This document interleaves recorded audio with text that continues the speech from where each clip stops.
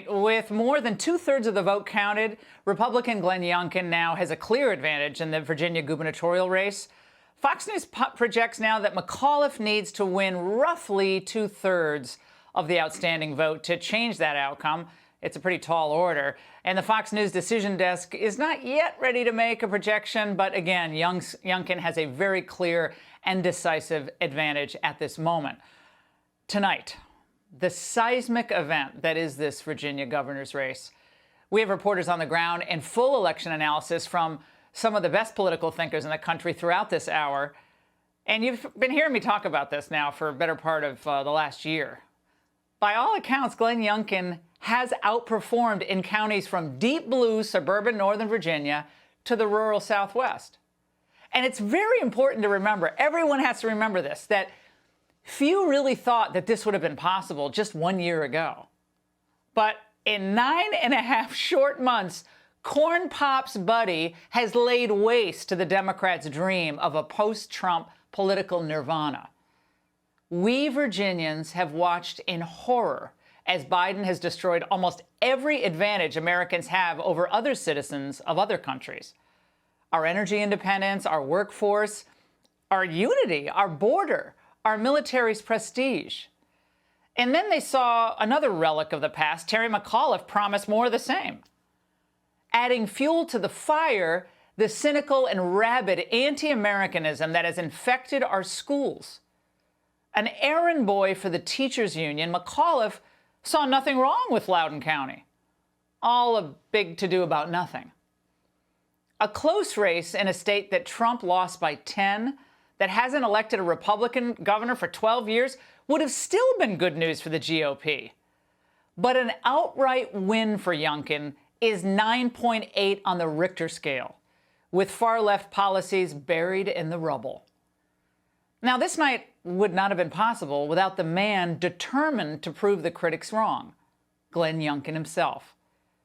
He's one of the hardest working candidates we've ever seen. He wasn't afraid to campaign in liberal Northern Virginia. He wasn't afraid to take on the school boards and the radicals that are running our once great education system into the ground. He wasn't afraid to stand up for gun rights, for sane economic policies, and yes, for American history. Most people who are attacked savagely by the media machine fold. They melt. Trump didn't, and Glenn Youngkin didn't either. He just kept pushing. Remember how Democrats felt election night a year ago? They were triumphant. They were elated. Braggarts. They were seemingly unstoppable. Of course, Republicans, man, demoralized, angry. Oh, yeah, angry. Despondent. Many of you turned off your TVs for months. Well, how are you feeling now? You should feel really hopeful and optimistic. Youngkin was right. This is a common-sense movement run by normal, average people who want a better life for themselves and their families. We love this country. A country which is not systematically racist, by the way. And we're sick of seeing people canceled or threatened or intimidated or shamed for speaking their minds or saying no to a vaccine. And by the looks of things on the other networks, they're taking all the wrong lessons from this race. I think that the real ominous thing is that critical race theory, which isn't real, turned the suburbs 15 points to the Trump insurrection-endorsed Republican. Have we seen the emergence of the Delta variant of Trumpism? The Delta variant of Trumpism. In other words, Youngkin, same disease, but spreads a lot faster and can get a lot more places. Remember when Van Jones was the big uniter? He was kind of a moderate, reach across the aisle. That's out the window. Well, last year, Democrats had so many forces going their way. They had the COVID panic, they had the BLM hysteria, they had the vicious anti-Trump fervor. But tonight shows us that Trump's policies were, in fact, very popular because they actually work.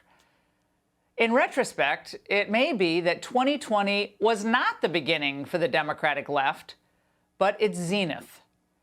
They misread the electorate, and badly. America is back. Hey, Sean Hannity here. Hey, click here to subscribe to Fox News YouTube page and catch our hottest interviews and most compelling analysis. You will not get it anywhere else.